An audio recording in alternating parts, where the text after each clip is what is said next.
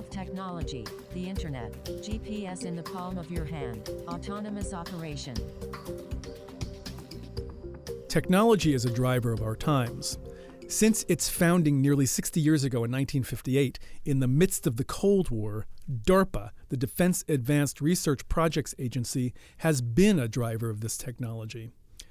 Welcome to Voices from DARPA, a window onto DARPA's core of program managers. Their job, to redefine what is possible. My name is Ivan Amato, and I'm your DARPA host. Today, I am pleased to have with me in the studio Jim Galambos, a program manager since 2015 in DARPA's Strategic Technology Office. As we will learn in just a few minutes, he is among the DARPA program managers who is overseeing programs that fall under the systems of systems category, which is to say, very complicated technology frameworks with lots of components and moving parts. Among the technologies he integrated into unprecedented frameworks of maritime defense include undersea communications, unmanned vehicles and systems, maritime power and energy systems, autonomous operation, and networking of manned and unmanned systems. Prior to joining DARPA, Jim was director of the Advanced Technology Office at the Applied Research Laboratory located at Pennsylvania State University. There, he oversaw a portfolio of research projects, including R&D in sonar systems and undersea power systems for torpedoes and unmanned vehicles. Jim earned a bachelor's degree in physics from the U.S. Naval Academy and then served 5 years on active duty as a nuclear-trained surface warfare officer in the U.S. Navy. Following active duty, he joined the Naval Reserves and earned his master's and doctoral degrees in nuclear engineering and plasma physics from the University of Washington. Jim Galambos, it's so good to have you in the studio. It's my pleasure to be here. Let's start by talking about your background. Sure. You have a bachelor's degree in physics from the U.S. Naval Academy, and that suggests to me that you arrived at the Academy with some interest in science and the Navy. So where did those interests come from? Well, I think my interest in science and engineering really came from my father. I was raised in a family that had a lot of engineers, so that was kind of an expected thing, and I did pretty well in those subjects, although I didn't really know what that meant, like most students, but I was kind of good at it. And one thing about the Naval Academy, 80% of everybody was an engineer in those days, so it wasn't a hard choice. Mm-hmm. And I would guess that your interest in plasma physics, so that's what you studied in your graduate years, which is central to the process of nuclear fusion, somehow emerged from your time serving on a nuclear submarine, which relies on nuclear fission for its propulsion. I think you said to me one time that you did a lot of boiling of water. But tell me about sort of that connection you have with both fission and fusion. Yeah, well, it was always an interest of mine just as I got into engineering, the whole nuclear industry and using fission to make power. And, of course, being in the Navy, the opportunity to go on a submarine and serve was really the attraction. That's what got me into it. The fusion piece actually came about from experience I had at Los Alamos in the summertime. And I have to confess, I did that solely to get out of spending a hot summer in Maryland yelling at freshmen. I looked for ways to get out of that, and one of the options was to do a research assistantship at Los Alamos National Lab. And I ended up working with a group in plasma physics, doing fusion work.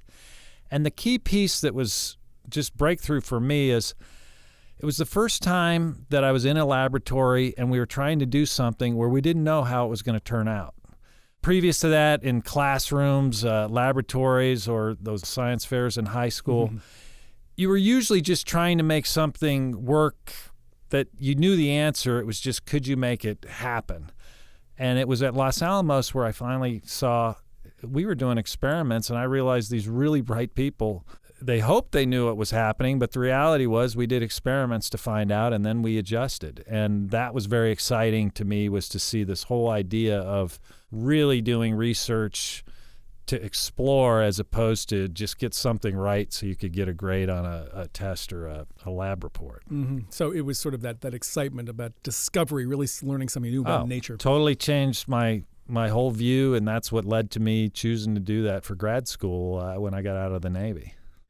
And then after your service in education, you went off into the defense industry for a while. You worked on such things as underwater shock systems, directed energy weapons, counter-rocket armor, and laser-based instrumentation, all sort of fantastic sounding phenomena and technologies. And then you went into a more academic, though still defense-centric setting at Penn State. Correct.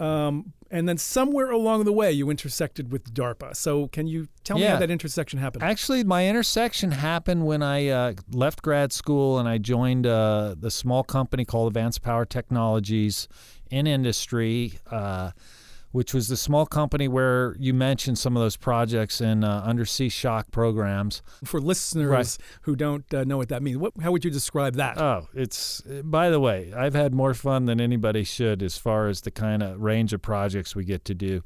What we were looking at was the whole idea of, can I create an undersea shock wave, which means basically light off an explosive underwater, but do it in a way that we could shape those shock waves to all pile up on top of each other and smash something like a mine. So we were actually looking at mine clearance doing that. And that was an idea that we sold to DARPA as something that they would be interested in seeing if we could make it work. And that became my introduction to DARPA. So what I'm reading from that then is that you were, what in DARPA speak is you were a performer. Yes. And performers are those who end up getting research contracts, working on some program. So you were a performer working on that particular project. And then I presume that you met other program managers, maybe an office director, and that led to a discussion. Yeah, we actually did a number of programs. I probably had 3 or 4 DARPA programs as a performer during those years. Then when I transitioned to the Applied Research Lab at Penn State, we picked up a couple of more. So I had an ongoing relationship, actually through multiple organizations, of being a performer doing DARPA programs. And exactly as you described, was actually a former PM and then at the time deputy office director, kind of pulled me aside and wanted to see, hey, would I be interested in actually coming to this side of the table and conceiving ideas and being a program manager at DARPA. Okay, and you quite evidently did come over here. If I just go to your program manager page on the website, or if I talk to you more directly, I learned that you have 3 programs under your wing now. 2 of them, the Blue Wolf program and the Hunter program, they both have to do with unmanned underwater systems. And then there's one very multi-syllabic program. It's the Cross-Domain Maritime Surveillance and Targeting Program, or known in short as CDMAST, and that's really a program which zeroes in on that systems of systems idea, and of course which the other 2 programs kind of feed into as kind of component systems of those systems of systems.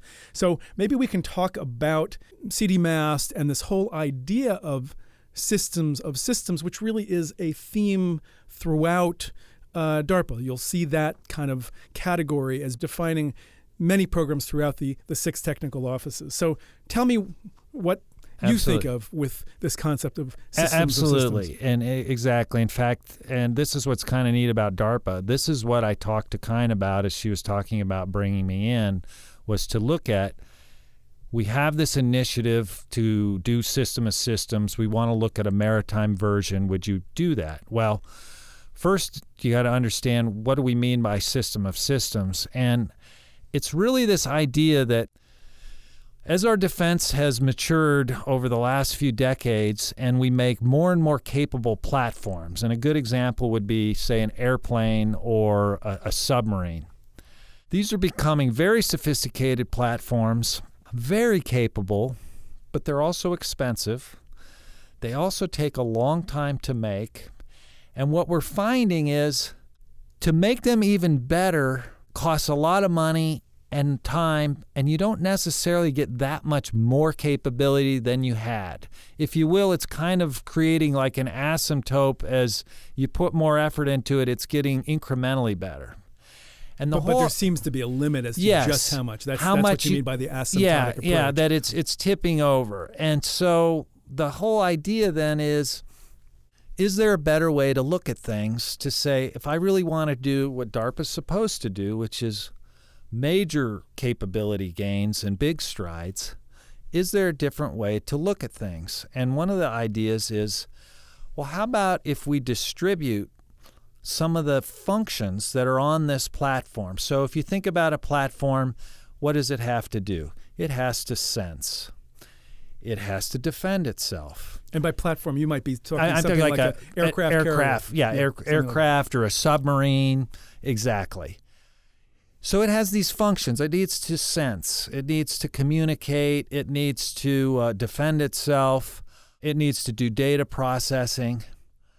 And if I put that all there, it's great. I concentrate it. But now, as I said, it's this incremental gains. And each time I make a change, it affects the other stuff. What if I do a term we call where we disaggregate? I take these functions, say the sensing function, and I put it on a lower cost platform, say like an unmanned system, that I can put farther away. So now I get an even greater sensing because instead of being stuck on my platform, it's now farther away and broader, and maybe I have multiple ones. Or even up in the air, so it's up in the air, exactly. Right? So I get height of eye advantages. The key piece is I have to be able to communicate. But if I can do that and handle the networking part to make all these things work together, well, now I'm really causing my adversary a difficulty.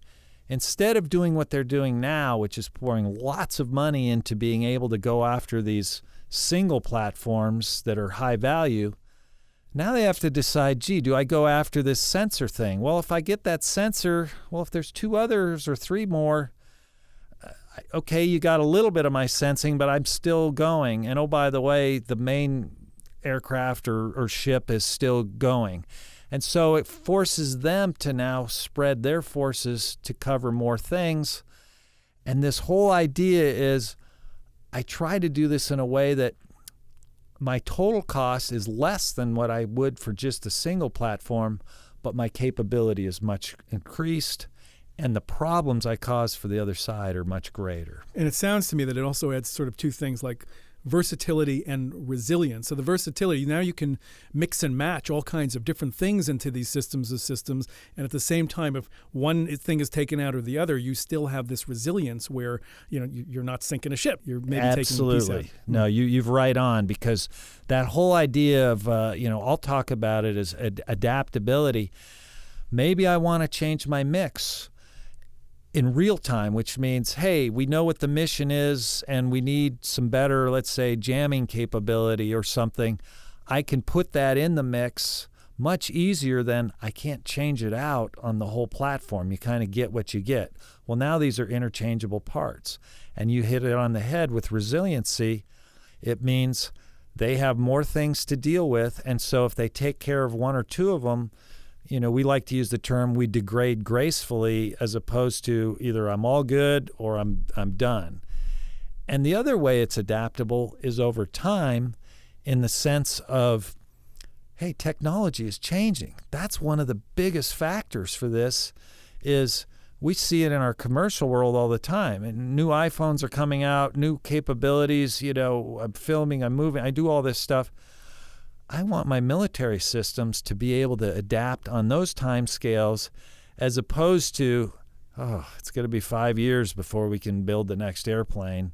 If I'm more discrete and disaggregated, it's easier to change those parts out. So both over long scale and in real time. That's another theme I've been hearing about here at DARPA and other places. The technology cycles are just speeding up so much, and so there is this interest in getting much more agile in turning that cycle faster without the huge amount of expense and the amount of time it has taken in the past to do that, to go from version 1 to 2 to 3 to 4. So I guess this is in the maritime domain. Absolutely. It affects all the domains, and one of the issues there is you'll hear us use the term, one of the challenges we face is composability. How can I get better at quickly pulling these things in and making them so that they go together easily, and I don't have to do lots and lots of engineering and testing to put these two things together. And that's part of the system of systems challenges, is getting good at being able to rapidly compose and pull these systems together. Okay, so for some reason, as you were talking about the disaggregation, I was thinking about a human body, which is a system of systems. Sure. I've got eyes, that's a system. I've got a liver,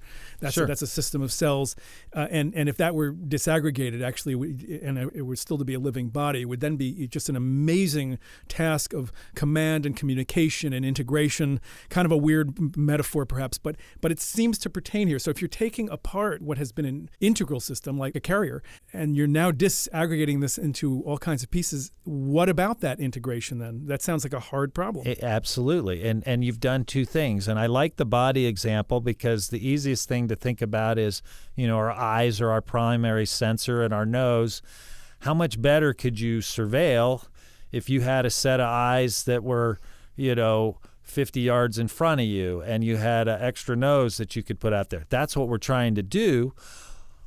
But now you've hit it on the head is, well, it works good in my body because those nerve endings, they only have to go from my brain down to my nose or my eyes. That's not too far. Now I'm putting it out there. So it puts a premium on being able to set up effective communication paths that are reliable, because otherwise, what good is that nose that's just sitting out there that could smell everything, but if it can't get it back to the brain, it's of no value. And so you've tied in, when we talk about these system of systems programs, sometimes people ask, well, you're not really developing a lot of new technology, you're kind of using existing stuff, and they're exactly right.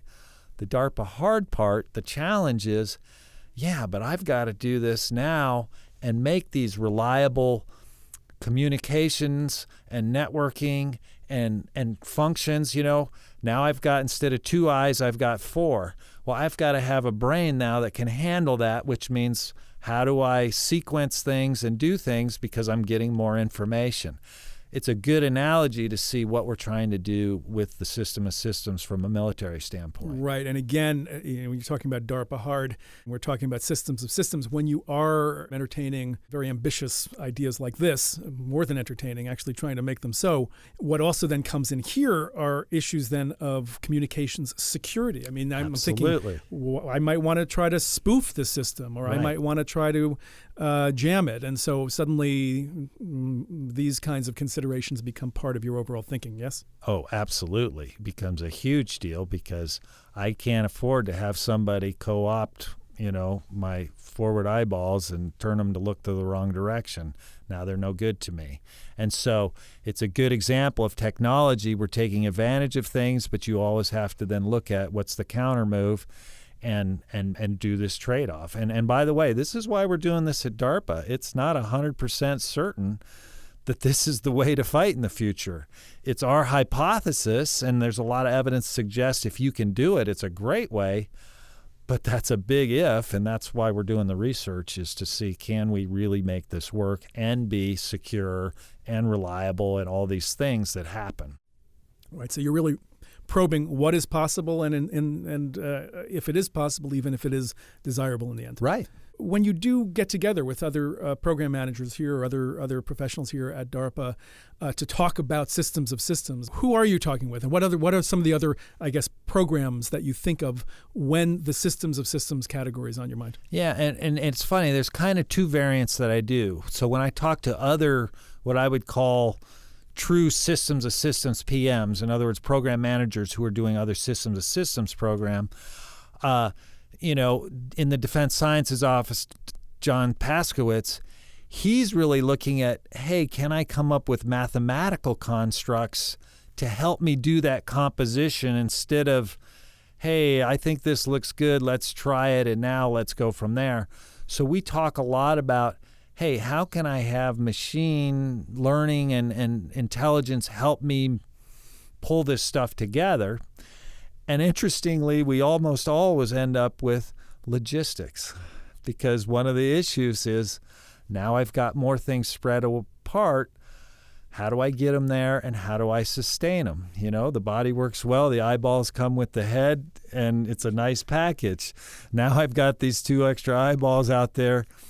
who's going to hold on to those and keep them care and fed, etc. The other way, though, that I talk to PMs about programs is how does their particular technology, so maybe they're making a better unmanned aircraft or a better sonar, where does that fit into this system of systems? So where do those systems fit right. into the Where system do they of systems? fit in? And that's where we've had really fun dialogue, because often that's one of the big problems for technology.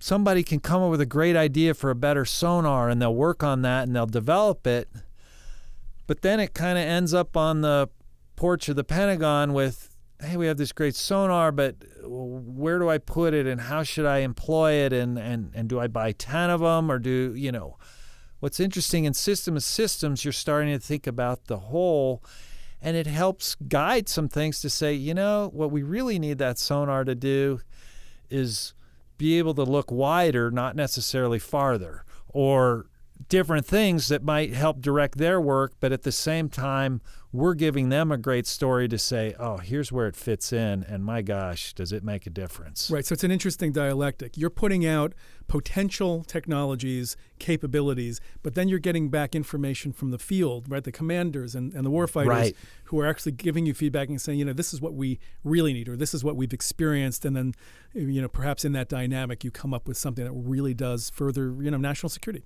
Absolutely. And what's unique in this program that I've done that I've never done in my research career before, we actually spent a lot of time working with the Navy and organizations to create a very sophisticated warfighting scenario, very realistic, based on excerpts from war plans, to guide our research. And that's not normally done. We usually kind of think, hey, I'll look at an engagement and this would help me defeat this aircraft if they came against me. Very rare to look at it in terms of, hey, what would I do to win the war? And that's the phrase we like to use. Hey, this is great and that's a nice technology, but does it help me win the war?